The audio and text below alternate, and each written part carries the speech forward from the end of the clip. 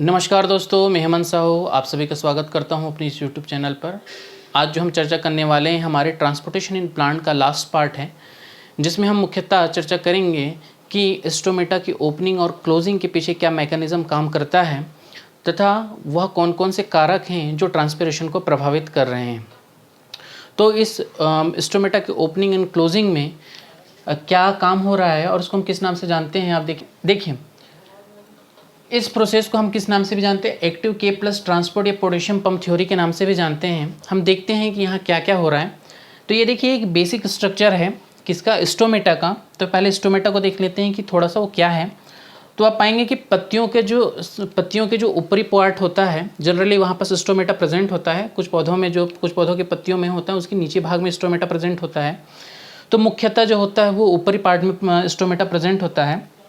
अब स्टोमेटा को देखें तो बीन शेप का स्ट्रक्चर होता है, ठीक है, जिसको हम किस नाम से जानते हैं, गार्ड सेल बोलते हैं इसको। ये जो बीन टाइप का स्ट्रक्चर है ये है आपका गार्ड सेल, ठीक। और उस गार्ड सेल को घेरे हुए बहुत से सेल्स होते हैं जिसको हम बोलते हैं सब्सिडरी सेल या एपिडर्मल सेल, ठीक है। इस गार्ड सेल को घेरे हुए बहुत से सेल्स हैं जिसको हम क्या बोल रहे हैं, सब्सिडरी सेल या एपिडर्मल सेल। इस गार्ड सेल के अंदर आप देखेंगे तो वैक्यूल्स होते हैं, क्लोरोप्लास्ट होगा, न्यूक्लियस होगा, तो ये सब चीज़ें प्रेजेंट होती हैं, ठीक। इसका जो सेंटर होता है इसको स्टोमा बोलते हैं और वाष्पोत्सर्जन के कारण, ट्रांसपिरेशन के कारण यह स्टोमा जो होता है बंद, क्लोज और ओपन होता है, ठीक, ओपन एंड क्लोज होता है। तो यह है आपका बेसिक स्ट्रक्चर स्टोमेटा का। अब जो हम समझते हैं कि कैसे यहाँ ओपन और क्लोज हो रहा है, ठीक। तो आप देखेंगे कि मैंने यहाँ एक गार्ड सेल बना के रखा है, ठीक है, और हम जो चर्चा करने वाले हैं वो है एक्टिव के प्लस ट्रांसपोर्ट या पोटेशियम पंप थ्योरी की। अब देखिए गार्ड सेल है, तो देखिए गार्ड सेल में क्या होता है, आपका स्टार्च प्रेजेंट है। मैं डे टाइम की बात कर रहा हूँ, यहाँ जो प्रोसेस हो रहा है वो है आपका डे टाइम में। डे टाइम में क्या हुआ कि पौधों के पास क्या होता है, स्टार्च होता है। तो ये क्या हो रहा है, गार्ड सेल में स्टार्च प्रेजेंट है। यह स्टार्च पे जब क्या होता है, लाइट पड़ेगा, ठीक है, इस स्टार्च पे जब लाइट पड़ता है तो किस में कन्वर्ट होता है, मैलिक एसिड में। इससे पहले और दो प्रोसेस होते हैं, पीपी बनता है, ऑक्सिलो एसिटिक एसिड बनता है, पर हम डायरेक्ट बात कर रहे हैं कि स्टार्च पड़ता है और स्टार्च जो बनता है वो बनता है मैलिक एसिड में कन्वर्ट होता है, ठीक। ये क्या कन्वर्ट हो रहा है, जब लाइट पड़ा स्टार्च पे, कहाँ हो रही क्रिया, गार्ड सेल के अंदर। मैलिक एसिड जो हुआ उसका डिसोसिएशन होगा और वो H+ आयन और मैलेट आयन में कन्वर्ट होगा, जिसमें H+ कैसे पॉजिटिव आयन है और मैलेट आयन जो है आपका ऋणात्मक आयन है, नेगेटिव आयन है, ठीक। अब क्या हो रहा होगा यहाँ पास क्या हो रहा है कि अब देखिए H+ आयन का जो कंसंट्रेशन गार्ड सेल पे बहुत ज़्यादा बढ़ जाता है। तो क्या होगा, यहाँ पास एक पोटेशियम पंप बनेगा, ठीक है। इस गार्ड सेल के वॉल पे एक पोटेशियम पंप बनता है जहाँ से H+ आयन बाहर निकलता है और K+ आयन एंटर करेगा, ठीक है। तो इसको हम क्या बोलते हैं, पोटेशियम पंप बोलते हैं, ठीक। इसको हम क्या बोलते हैं, पोटेशियम पंप के नाम से जानते हैं, जो क्या कर रहा है, H+ आयन को बाहर फेंक रहा है और K+ आयन को अंदर ले रहा है। ये H+ आयन कहाँ जा रहा होगा, आपका सब्सिडरी सेल पे, ठीक। ये जो पूरा है सब्सिडरी सेल से घिरा होता है, तो H+ आयन जो हो रहा है वो सब्सिडरी सेल में चला जाएगा और K+ आयन जो होगा उसकी कमी को पूरा करने के लिए एंटर करेगा, ठीक है। तो H+ आयन का कंसंट्रेशन हाई हुआ तो एक पोटेशियम पंप बनता है। पोटेशियम पंप के माध्यम से ये H+ आयन बाहर निकल जाएगा और H+ आयन की बहुत ज़्यादा निकलने पर यहाँ जो H+ आयन की कमी हो जाएगी तो क्या होगा, K+ आयन एंटर करेगा, ठीक है। K+ आयन एंटर करेगा। यह K+ आयन इस मैलेट आयन से, ठीक है, यहाँ पर जो हमारा बन रहा है H+ आयन और मैलेट आयन कैसा है, ऋणात्मक है। तो यह K+ आयन इस मैलेट आयन से रिएक्ट करेगा और क्या बनाएगा, पोटेशियम मैलेट, ठीक है। क्या बना रहा है, पोटेशियम मैलेट। पोटेशियम मैलेट क्या है, एक तरह का सॉल्यूट है, ठीक है। पोटेशियम मैलेट क्या है, एक तरह का सॉल्यूट है, यानी कि विलय है, और यह विलय क्या करेगा, वैक्यूल में एंटर करेगा। ये हमारा क्या है, वैक्यूल है, इस वैक्यूल में एंटर करता है। तो आपको पता है कि जब भी हम क्या होता है सॉल्यूशन में सॉल्यूट मिलाते हैं तो क्या होगा, उसका कंसंट्रेशन तो इंक्रीज हो जाता है लेकिन वाटर का कंसंट्रेशन क्या हो जाता है, कम हो जाता है, ठीक है। आप जैसे ही हम सॉल्यूट मिलाएंगे तो क्या होगा, वाटर का कंसंट्रेशन कम हो जाएगा। तो यहाँ देखिए, यहाँ क्या हो रहा है, वैक्यूल में क्या हो रहा है कि वाटर का जो पोटेंशियल है वो क्या हो जाएगा, कम हो जाएगा, और आपको पता है कि जहाँ पास भी वाटर का पोटेंशियल कम होता है वहाँ ऑस्मेटिक प्रेशर इंक्रीज हो जाता है। ठीक है, तो यहाँ वाटर का पोटेंशियल कम हो गया कि इसमें वैक्यूल में, और ऑस्मेटिक प्रेशर जो हो गया इंक्रीज हो गया। अब देखिए ये जो आपका गार्ड सेल है वो किससे कनेक्टेड है, पूरा लगा हुआ है आपका सब्सिडरी सेल से। तो सब्सिडरी सेल में क्या होता है कि वाटर पोटेंशियल जो होता है वो हायर होता है, लेकिन ऑस्मेटिक प्रेशर क्या होगा, कम होगा। ठीक, वाटर पोटेंशियल हायर है तो आपको पता है कि वाटर का जो मूवमेंट होता है वो हमेशा कैसा होगा, हायर वाटर पोटेंशियल से लोअर वाटर पोटेंशियल में। ठीक है, तो वाटर का मूवमेंट होता है हमेशा हायर वाटर पोटेंशियल से लोअर वाटर पोटेंशियल में। तो यहाँ क्या हो रहा होगा, सब्सिडरी सेल से जो वाटर होगा वो क्या हो रहा होगा, इस वैक्यूल में प्रवेश कर रहा होगा। ठीक है, तो वैक्यूल में प्रवेश कर रहा है तो यहाँ क्या हो रहा है, वाटर का कंसंट्रेशन इंक्रीज हो रहा है। ठीक है, वाटर का कंसंट्रेशन इंक्रीज हो रहा है। तो वाटर का कंसंट्रेशन इंक्रीज होने से क्या होगा, यह गार्ड सेल जो होगा अब टर्जिट होना चालू हो जाएगा। ठीक है, गार्ड सेल टर्जिट होना चालू हो जाएगा, कहने का मतलब है कि यह गार्ड सेल अब फूलना चालू हो जाएगा, क्योंकि वहाँ टर्गर प्रेशर इंक्रीज हो जाएगा। तो इसके कारण क्या हुआ, टर्गर प्रेशर इंक्रीज हो गया, गार्ड सेल फूल गया, और गार्ड सेल जैसे ही फूलेगा तो फिर क्या होगा, आपका जो स्टोमा है, ठीक है, जो स्टोमेटा है वो क्या हो जाएगा, ओपन हो जाएगा। जैसे ही ये गार्ड सेल क्या हो रहा होगा, अब फूल जाएगा, क्योंकि जो वाटर है वो सब्सिडरी सेल से क्या हो रहा है, इसके वैक्यूल में प्रवेश कर रहा है, इस गार्ड सेल में प्रवेश कर रहा है, और गार्ड सेल क्या हो रहा है, फूल जा रहा है, और फूलने के कारण क्या होगा, आपका स्टोमेटा की ओपनिंग हो जाएगी।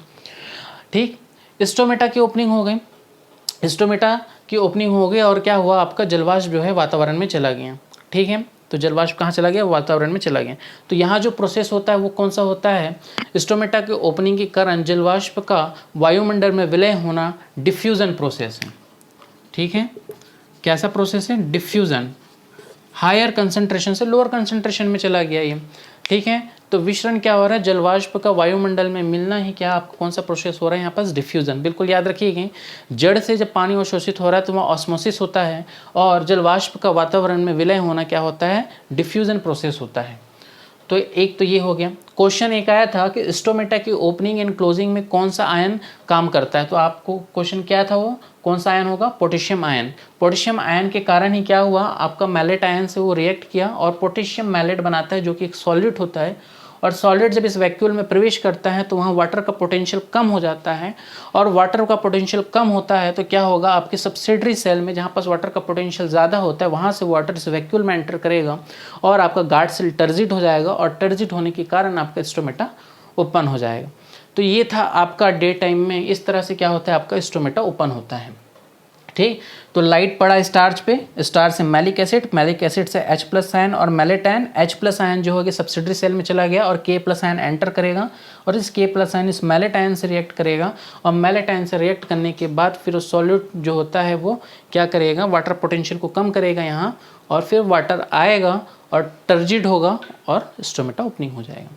तो ये थी मोटी मोटी बात जो कि हम समझनी थी। तो यहाँ देखिए एक चीज़ और समझ लीजिए, यहाँ जो प्रोसेस हो रहा है क्या हो रहा है, ये एंडोऑस्मोसिस। ठीक है, गार्ड में जो ओपन हुआ ऑस्मेटिक प्रेशर इंक्रीज हुआ यहाँ पास, तो क्या हो रहा है यहाँ पास क्या हो रहा है, एंडोऑस्मोसिस की क्रिया हो रही है, अंतःपराशरण हो रहा है। पानी जो हो रहा है क्या हो, सेल के अंदर प्रवेश कर रहा है, तो हम इसको क्या बोलते हैं, एंडऑस्मोसिस या अंतःपराशरण की क्रिया। ठीक है, यहाँ पास क्या हो रहा है, अंतःपराशरण की क्रिया हो रही है। ठीक, इसके बाद देखिए नाइट टाइम में क्या होता है, ये तो था आपका दिन में कि दिन में किस तरह से ये हुआ। अब देखिए नाइट में क्या हो रहा है, नाइट में क्या हो रहा है, कोई फोटोसिंथेसिस नहीं हो रहा है ना, यहाँ प्रकाश संश्लेषण नहीं हो रहा है। अब प्रकाश संश्लेषण नहीं हो रहा है तो जो कार्बन डाइऑक्साइड होगा उसका कंसंट्रेशन कैसा हो जाएगा, इंक्रीज हो जाएगा। फोटोसिंथेसिस ना होने के कारण कार्बन डाइऑक्साइड का कंसंट्रेशन इंक्रीज हो जाएगा, और कार्बन डाइऑक्साइड का कंसंट्रेशन इंक्रीज होने के कारण एक इनहेबिटर हार्मोन जो होता है वो एक्टिवेट हो जाता है। ठीक है, कार्बन डाइऑक्साइड का कंसंट्रेशन इंक्रीज होने के कारण एक इनहेबिटर हार्मोन जो होता है वो क्या होगा, एक्टिवेट हो जाएगा, जो कि क्या होता है, ABA एब्सिसिक एसिड। ठीक है, यह इनहेबिटर हार्मोन जो होता है, इनहेबिटर हार्मोन जो होता है वो क्या होता है, एब्सिसिक एसिड, यह एक्टिवेट हो गया। अब देखिए यहाँ जो एब्सिसिक एसिड है ये क्या काम करता है, ये क्या करेगा, अब तक यहाँ पर हमने देखा कि K+ जो होता है एंटर कर रहा था। ठीक, तो इस K+ का एंट्रेंस को बंद कर देगा। ठीक है, K+ के एंट्रेंस को बंद कर देगा। तो K प्लस का मूवमेंट अब अंदर की ओर ना होकर क्या हो जाएगा, बाहर की ओर होगा। और जो पहले बाहर जा रहा था H प्लस आयन, अब वो अंदर आएगा। यहाँ क्या हो रहा था, K प्लस अंदर आ रहा था, यहाँ क्या होगा, K प्लस बाहर जाएगा और H प्लस आयन अंदर आएगा। किसके कारण, इस एब्सिसिक एसिड के कारण। ठीक है, अब यह H प्लस आयन आया और K प्लस चला गया, तो फिर क्या करेगा, ये H प्लस आयन उस मैलेट आयन से रिएक्ट करेगा और फिर क्या बना देगा, मैलिक एसिड। ठीक है, फिर से वही बना देगा, H plus ion mallet ion से रिएक्ट करेगा और मैलिक एसिड बना देगा, और फिर मैलिक एसिड से फिर हमारे स्टार्च का फॉर्मेशन हो जाता है, जो कि स्टोर कर लिया जाता है। फिर इस मैलिक एसिड से फिर क्या होगा, स्टार्च का फॉर्मेशन हो जाएगा, और जो कि क्या हो जाएगा, स्टोर कर लिया जाता है। देखिए यहाँ पास क्या हो रहा है, H प्लस आयन जब मैलिक एसिड से बनेगा तो अब वैक्यूल में क्या हो रहा होगा, वैक्यूल में जो हो रहा होगा, वाटर का पोटेंशियल कैसा है, अब तो ज़्यादा है। ठीक है, वाटर का पोटेंशियल कैसा है, अब ज़्यादा है, क्योंकि यहाँ देखिए पहले सॉल्यूट में रहता, अब K प्लस आयन नहीं मिल रहा है, तो ये मैलिक एसिड में कन्वर्ट हो गया। मतलब ये जो पानी है यहाँ पास वो क्या हो गया, ज़्यादा शुद्ध हो गया। शुद्ध हो गया मतलब क्या हो गया, वाटर का पोटेंशियल इंक्रीज़ हो गया। वाटर का पोटेंशियल इंक्रीज़ होने के कारण अब क्या होगा, सब्सिडरी सेल में वाटर का पोटेंशियल क्या हो गया होगा, डिक्रीज़ हो गया होगा। तो वाटर जो होगा अब वापस क्या हो रहा होगा, सब्सिडरी सेल में चला जा रहा है। तो ये कैसा क्रिया है, एक्स ऑस्मोसिस है। एक्स ऑस्मोसिस से सेल से पानी का ड्रेन आउट होना, सेल से वाटर का ड्रेन आउट होना, क्या है, एक्स ऑस्मोसिस की क्रिया हो रही है। तो रात्रि के टाइम क्या होगा, वैक्यूल से जो पानी होगा, वाटर होगा, वो कहाँ चला जाएगा, आपका सब्सिडरी सेल में ट्रांसफर हो जाता है। तो यहाँ क्या हो रहा है, एक्स ऑस्मोसिस की क्रिया हो रही है। इस तरह से क्या हो रहा है, आपका डे और नाइट टाइम में आपका स्टोमेटा, और ये जैसे, हाँ ठीक, और ये क्या हो गया, जैसे ही वाटर ड्रेन आउट हो गया, ये क्या हो गया, फ्लैसिड हो गया, पिचक गया। पिचक गया मतलब क्या हो गया, स्टोमेटा भी पिचक, आपका गार्ड सेल पिचक गया, और गार्ड सेल पिचक गया मतलब आपका स्टोमेटा क्लोज हो गया। ठीक है, तो गार्ड सेल पिचक गया, गार्ड सेल पिचकने के कारण आपका स्टोमेटा क्लोज हो गया। तो ये था मुख्य बातें। ये फूलेगा तो क्या होगा, गार्ड सेल फूलेगा, ये पिचकेगा तो गार्ड सेल पिचक जाएगा, तो स्टोमेटा ओपन और क्लोज जो होता है इस तरह से होता है। ये थी हमारी मुख्य बातें जो हमको समझना था इसमें। अब जो हम समझेंगे वो है कौन कौन से फैक्टर है या कारक हैं जो ट्रांसपिरेशन को प्रभावित करते हैं। चलिए अब देखते हैं ट्रांसपिरेशन को प्रभावित करने वाले कारक को। यहाँ पास मैंने बोर्ड पर राइट डाउन करके रखा है, जल्दी से देखते हैं कि क्या क्या है। देखिए सबसे पहला है आपका ह्यूमिडिटी या आर्द्रता। आपको पता है कि बाहर में जितना ज़्यादा ह्यूमिड होगा उतना ही ट्रांसपिरेशन रेट क्या होगा, कम हो जाएगा। अगर बाहर में ऑलरेडी ही वाटर मॉलिक्यूल्स बहुत ज़्यादा हैं तो क्या होगा, आपका ट्रांसपिरेशन कम हो जाएगा, क्योंकि यहाँ से क्या होगा, आपका जलवाष्प जो है वो ज़्यादा आप ट्रांसफ़र नहीं कर सकते हो। बाहर में अगर जलवाष्प ज़्यादा है तो ट्रांसपिरेशन रेट जो होता है वो इन्वर्सनली प्रोपोर्शनल होता है ह्यूमिडिटी की। बाहर में जितना ज़्यादा ह्यूमिडिटी होगा ट्रांसपिरेशन रेट उतना कम होगा। बाहर में जितना कम ह्यूमिडिटी होगा उतना ही ज़्यादा, जितना ज़्यादा मौसम ड्राई होगा उतना ज़्यादा आप क्या कर सकते हो, वाष्पीकरण कर सकते हो। ठीक, तो इन्वर्सनली प्रोपोर्शनल है। दूसरा देखिए टेम्परेचर अभी समझा, बाहर का मौसम जितना ड्राई है, जितना आपका हीट होगा, बाहर का मौसम गर्म होगा, उतना ज़्यादा ट्रांसपिरेशन रेट होगा। तो टेम्परेचर इंक्रीज़ होगा तो ट्रांसपिरेशन रेट भी इंक्रीज़ होता है। तीसरा है आपका विंड वेलोसिटी जितना ज़्यादा होगा ट्रांसपिरेशन रेट उतना ही ज़्यादा होता है। ठीक है, हवा का वेग जितना ज़्यादा होता है, लेकिन सबकी एक सर्टेन लिमिट होती है। तो क्या है, विंड वेलोसिटी अगर अच्छी खासी है तो ट्रांसपिरेशन रेट इंक्रीज़ होता है, वाष्पीकरण की दर उतनी ही तेज़ होती है। ठीक है, रेड लाइट और ब्लू लाइट के लिए ट्रांसपिरेशन रेट हायर होता है, इसको याद रख लीजिएगा। रेड लाइट और ब्लू लाइट के लिए ट्रांसपिरेशन रेट हायर होता है। एटीएम प्रेशर, जाहिर सी बात है हमेशा जो होता है प्रेशर हाई प्रेशर से लो प्रेशर की ओर मूव करता है।